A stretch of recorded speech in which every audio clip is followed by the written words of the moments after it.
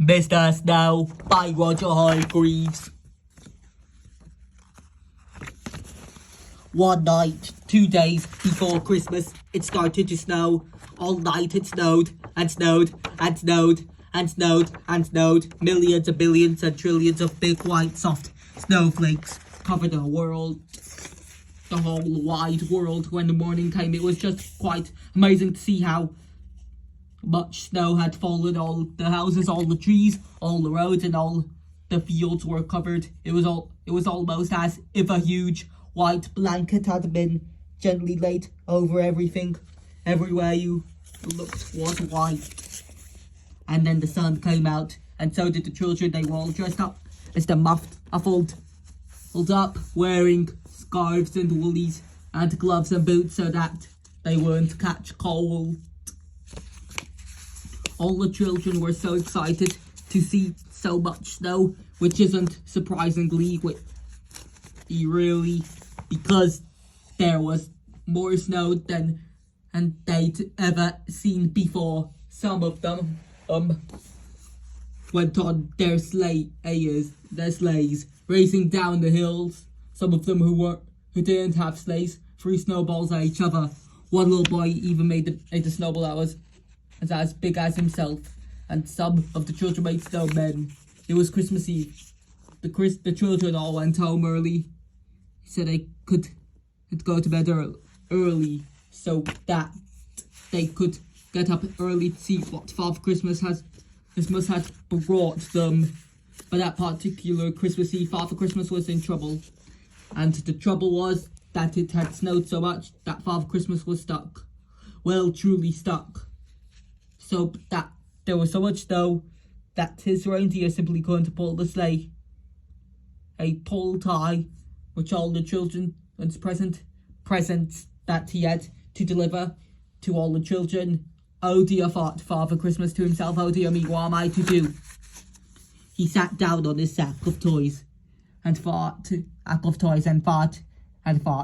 how he could manage to deliver all the presents and to all the children before they woke up on Christmas morning. Oh dear me, he said out loud and sighed. Now it just so happened that Father Christmas had gotten himself stuck just behind a snowman, which one of the children had built, and that gave him a very good idea indeed. How would you like to help me? He asked the snowman. But of course the snowman didn't answer, because the snowman can't talk. But can they? Of course I'll have to use some of my magic to bring him to life, thought Father Christmas to himself. So he tugged his white beard 3 times and muttered some Father Christmassy magic words into it. Suddenly, you might almost say magically, the snowman did come to life. Hello, Father Christmas, said Mr. Snow, which was the snowman's name. You look a bit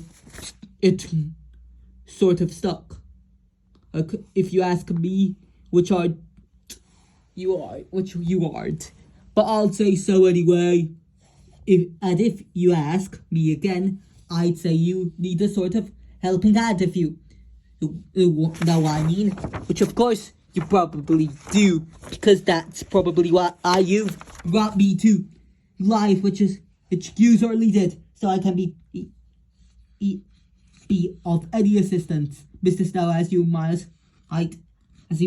might have gathered, was a talkative sort of snowman.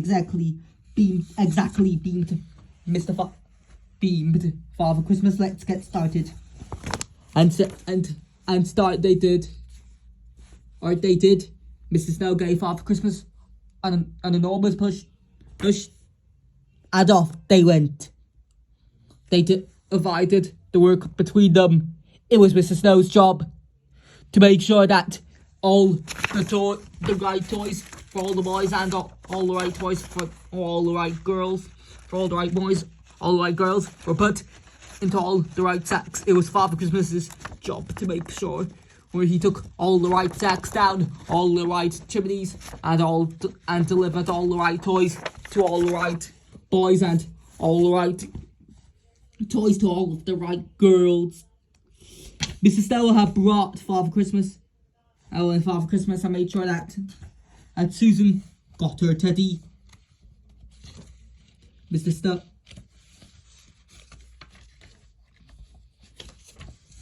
Snow and Father Christmas made sure that Peter got his train. Mr. Snow and Father Christmas made sure that John got his piggy bank, and Mr. Snow and Father Christmas even made sure that little Jane got her squeaky pink elephant to play within the bath. And then all of a sudden, when they've discovered that between them, they'd finished. I'd like to thank you very much indeed for helping me deliver the right toys to all the right boys, said Father Christmas, shaking Mr. Snow by the hand, not forgetting all the right toys to all the right girls, replied Mr. Snow, shaking Father Christmas by the hand. And now I'd turn you back into a snowman again, said Father Christmas. Father Christmas, thank you again, and goodbye. My pleasure, smiled Mr. Snow. And do you know, from that Christmas to this Christmas, Father Christmas always chooses a snowman to help him. So that the next time you build a snowman, you'd better make sure you build him properly, because somebody might want that snowman to give him a hand. And you know who that would be, don't you? The narration was by me, eggman 102.